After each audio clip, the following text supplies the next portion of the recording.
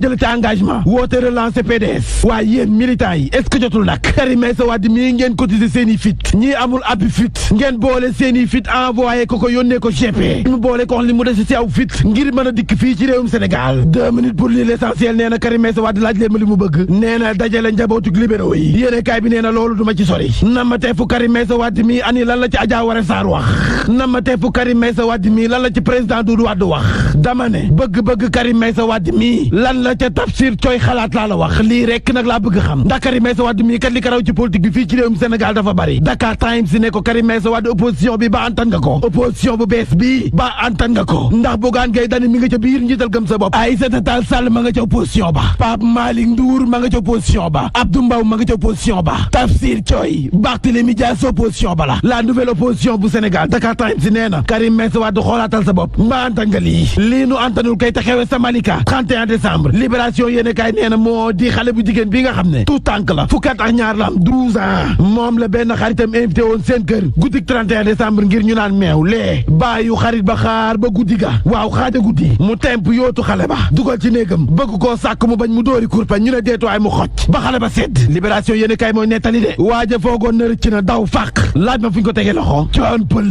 libération yéene kaay ne kaa bi nii la demee kon mu ngoog dig te ci seen i ka jàngeen jëf